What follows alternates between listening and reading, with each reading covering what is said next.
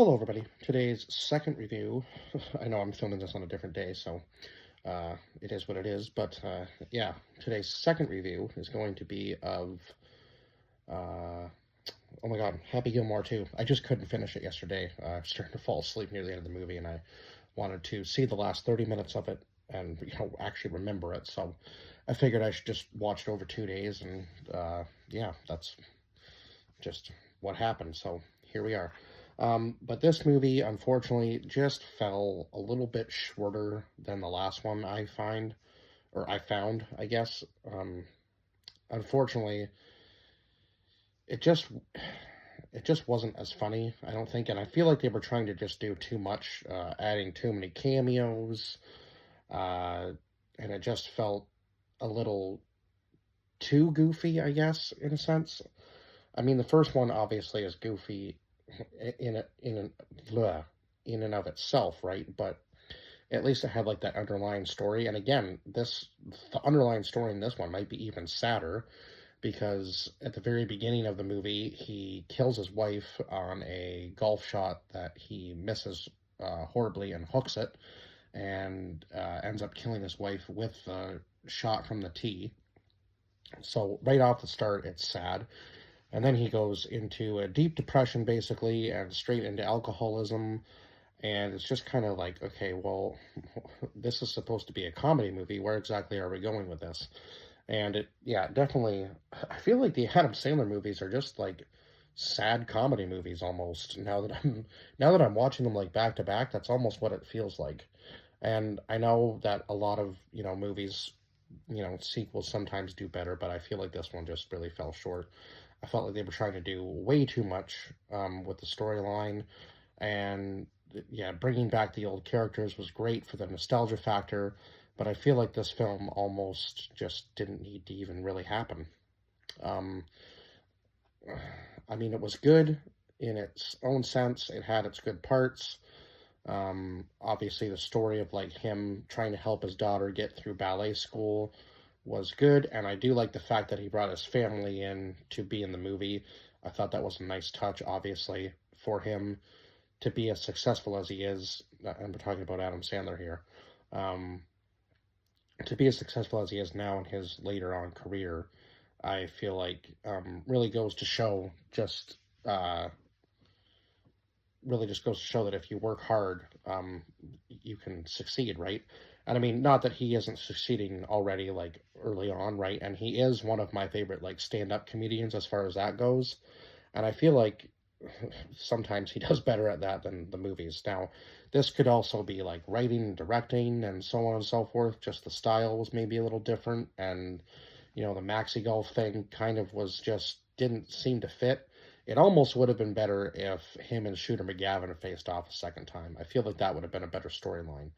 That's just me, but I feel like that could have been a better storyline. And there were so many cameos, but it was cool to see for sure all the cameos. But I mean, like they had actual golfers in there, like Rory McIlroy, Jordan Spieth. They had a few other guys in there too that played with them. But yeah, so obviously we know that Adam Sandler does play golf on his off time. I've seen quite a few videos of him uh, at the golf course. So he does play golf, and he is probably a pretty good golfer. I will give him that. But yeah, this movie just, I felt like it was doing, yeah, again, way too much. But so yeah, I guess we'll go over the casting list. And I think I said that I gave this movie a 6 out of 10, but just in case I didn't, I did give it a 6, and I gave the first one a 7.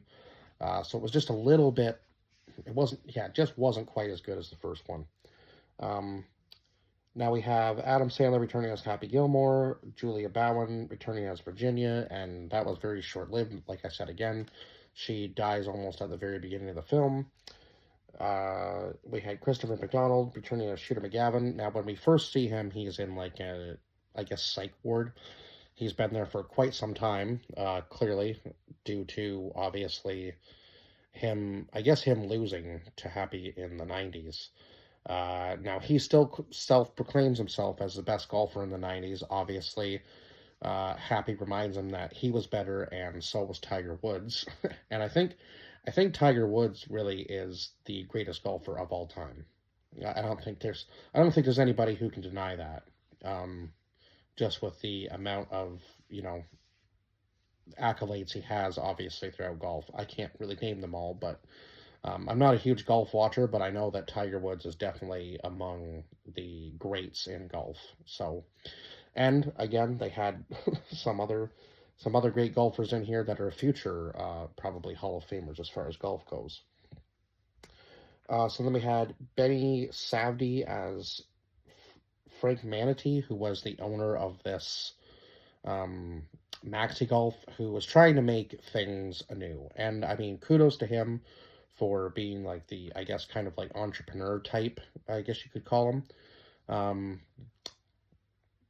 Unfortunately, I don't think his Maxi Golf would have lasted very long because he was cheating the system by snipping like this, I guess, tendon in your hip to make it physically possible for people to bend further and hit the ball farther. So they were trying to basically create a whole bunch of Happy Gilmores, essentially, is what they were trying to do, which didn't really, I felt like was kind of a weak storyline almost. Like they basically could have just brought Happy in and then had him face off against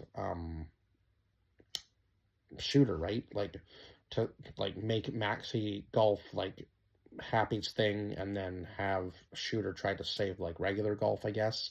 So that Happy was starting his own league and, you know, Shooter was trying to save golf. Maybe that would have been a better story, or have Shooter as the bad guy working for Maxi Golf, which almost seemed like the storyline they were going to go with. And then Shooter decides that he's going to, you know, come back and try to save regular golf, which again, I don't know. That was just kind of maybe poor story writing because it seemed like Shooter would have had everything if he had went to Maxi Golf, which seems like the kind of character Shooter was in the first movie. Like he just wanted everything regardless of the repercussions, right? So it kind of seems silly to me that he would come back and try to team up with Happy and the rest of them to save regular golf. Um, and then we had Ben Stiller returning as Hal L, who was a Alcoholics Anonymous, like I don't know what you would say, spokesperson, I guess. Like he was trying to help people, but he was also basically it seemed like his business had expanded, and now he was getting people to do work for him with no pay. So technically, he was breaking a lot of laws in this movie. I can't remember exactly what they said when they ended up arresting him, but they had enough on him to charge him with quite a few things, obviously. And we know that he has an extensive rap sheet from the first movie, right? When he was talking to some people about, like dealing quilts and so on and so forth. So I imagine there was some sort of enterprise. I wish we had have gotten a little more about like the backstory as to why he was doing what he was doing, but or what he was actually doing behind the scenes. But yeah, unfortunately, we didn't really get that. And then we had John Daly as himself throughout this movie. He kind of added some comedic relief to it as well, obviously. Then we had Haley Joel Osment as Billy Jenkins, who was basically the main face of Maxi Golf, kind of like the leader, I guess, of their little group that they faced off with at the end. And then we had, of course, his Lavelle Crawford as Slim Peterson. So that would have been uh, the son of Chubbs, I guess, from the first movie. And yeah, he was there with the wooden hand and everything too. So there were little nods to the first movie that were good, but again, I felt like this was just there's a lot going on in this movie. And then Jackie Sandler as Monica, Sadie Sandler as Charlotte, Sonny Sandler as Vienna, Maxwell Freedom as Gordy, Philip Schneider as Bobby, Ethan Kutkoski as Wayne. Oh my god, that's quite the last name. Connor Sherry as Terry. And so they were all his kids. I think right from, I can't remember which one it was that was the daughter and which one was the one that was in him or was in there with him in rehab. But obviously they were both his daughters, right? So it was kind of funny at the end. She goes, you remind me a lot of my dad. And he goes, oh yeah. And they kind of give each other like a little look because you can tell, definitely tell that that is Adam's kid for sure. Um, and then we had Kevin Nealon as Gary Potter, who returned. And in this movie, I think in the first movie he was in the tournament with Happy, and in this movie he's just kind of like a reporter, and he just says some really out of pocket things to a lot of the golfers when he's interviewing them. So again, there was the comedy in this movie, but the underlying story is just sad. Like he's lost his wife, he's become an alcoholic, he's trying to get back into golf, he relapses, and then at the end of the movie, he's 3 months sober, but we're not really sure if he's gonna, continue his sobriety. We're hoping so, but yeah, it's kind of like a roller coaster of emotions in this movie.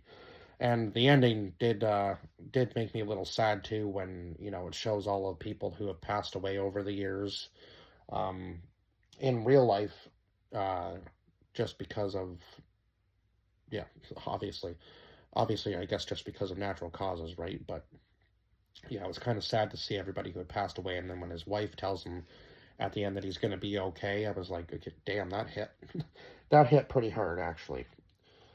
Um, and then we had Eminem as in his little cameo as Donald Jr. So if you remember from the first movie, the guy that was calling, that was kind of egging Happy on the course, calling him a jackass and so on and so forth, that shooter sent.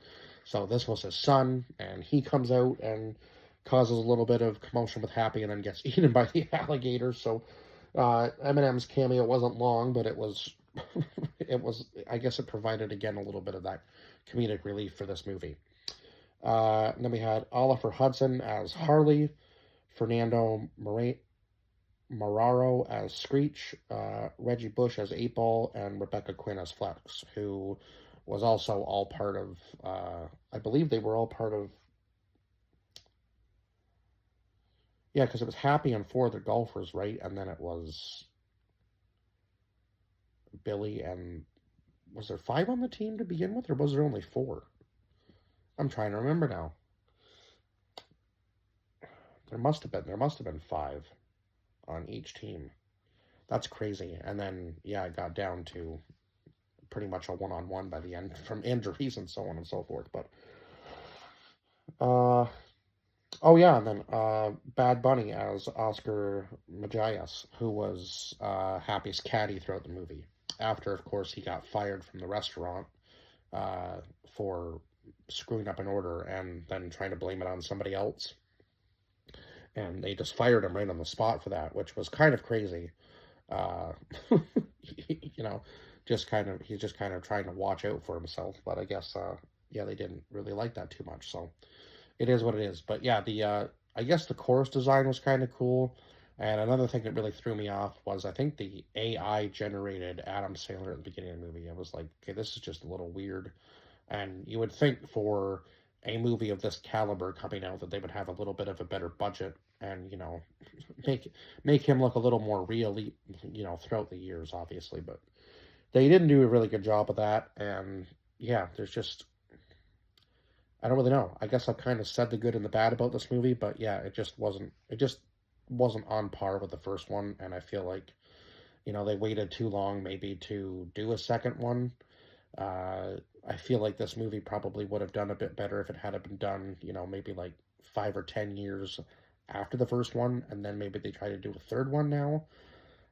I don't know. It just feels like they waited too long to do a sequel, and then it just kind of came up short, and there was too much added into this one, I feel like, for it to be as good as the first one, unfortunately. But it is what it is. Not all sequels are obviously as going to be as good. Now, some are if you really put the time into it, but I feel like maybe the directing and the writing was just not as on par in this movie as it was with the first one. So that's just my take, but I'm sure a lot of people will obviously disagree with me probably, but that's just my take on this. And I feel like, yeah, the main story of Happy Gilmore is kind of sad because he's a failed hockey player and he loses a lot throughout the two movies. So, yeah, including people. like mostly the people that he's surrounded with, he loses. So it just seems kind of like death follows him, and even though he's, seems to be winning at the very beginning of the movie, a lot of championships, a lot of jackets, so on and so forth,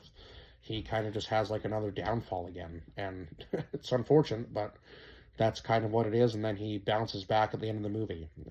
So it kind of seems like both movies are kind of like a roller coaster of emotions for him, and yeah, he's always fighting for something. So that's just my take on the movie, and I guess that's, yeah, I've rambled on long enough, and I will see you guys in the next one. Bye bye for now.